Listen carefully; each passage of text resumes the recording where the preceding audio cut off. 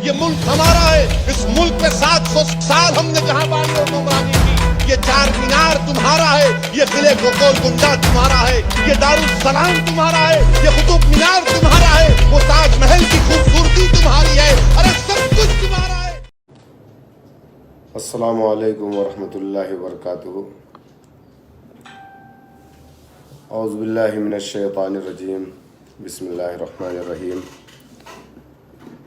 सबसे पहले तो मैं अपने तमाम अहले वतन के लोगों को रमज़ान करीम की बहुत बहुत मुबारकबाद पेश करता हूँ, और फेसबुक पर जितने भी मेरे दोस्त हैं मैं उन तमाम को मुबारकबाद पेश करता हूँ। आज मेरा लाइव आने का मेन मकसद ये है कि ज़िला पंचायत का इलेक्शन जो कि उत्तर प्रदेश के अंदर चल रहा है, 4 चरणों में इलेक्शन होना था, जिसमें से 15 तारीख को पहले फेज़ का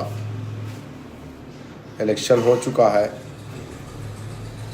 दूसरे फेज़ का 19 तारीख को है, और तीसरा 26 और चौथा 28 29 में है 29। तो मैं आप तमाम लोगों से ये अपील करता हूँ कि जहाँ जहाँ भी ऑल इंडिया मजलिस इत्तेहादुल मुस्लिमीन के समर्थित उम्मीदवार आपके दरमियान में आपके वार्ड से इलेक्शन कंटेस्ट कर रहे हैं, आप उनको वोट करिए, कामयाबी दिलाइए। यकीनन उनकी कामयाबी मजलिस इत्तेहादुल मुस्लिमीन की कामयाबी है, एमआईएम के समर्थित उम्मीदवारों की कामयाबी बैरिस्टर असदुद्दीन ओवैसी साहब की कामयाबी है। हम जब भी वोट डालने जाएं तो हमारे जहन में ये बात होनी चाहिए कि हिंदुस्तान में एक वाहिद बैरिस्टर असदुद्दीन ओवैसी साहब ऐसे लीडर हैं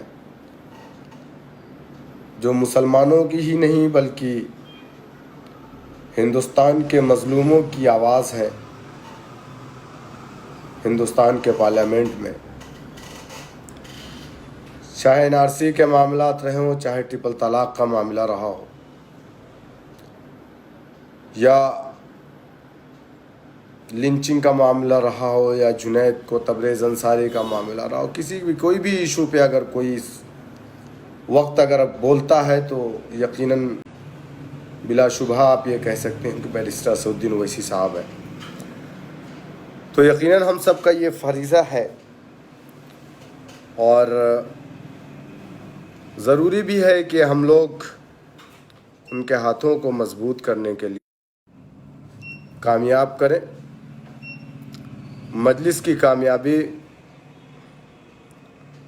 हिंदुस्तान के मजलूमों की कामयाबी है, मजलिस की कामयाबी दबे कुचले अपने अधिकारों से वंचित लोगों की कामयाबी है। तो इसलिए मैं आप तमाम से कहूँगा, रिश्तेदारी, नातेदारी, खाला का बेटा, मामू का बेटा, बिरादरीवाद को एक तरफ रखिए। कलमे की बुनियाद पर एक मरकज़ सियासी पर आकर के एमआईएम के उम्मीदवार को वोट करिएगा, मेरी आपसे यही अपील है। और दूसरी चीज़ मैं आपको ये कहना चाहूँगा कि मौजूदा वक्त में कोरोना जैसी जो वबा दोबारा लौट करके आई है, बहुत ही ख़तरनाक है। अल्लाह ताला हम तमाम लोगों की हिफाजत फरमाए। मैं आप तमाम से कहूँगा कि आप एहतियात करें, अपने घरों से निकलें तो अपने चेहरे पे मास्क ज़रूर लगा लें, साफ़ सफाई का ज़्यादा से ज़्यादा ख्याल करें, कोशिश ये करें कि आप सोशल डिस्टेंसिंग को मेंटेन रखें, बच्चों से भी थोड़ा दूरी बना करके रखें तो बेहतर रहेगा। मेरी तबीयत 2-3 दिन से खुद ठीक नहीं है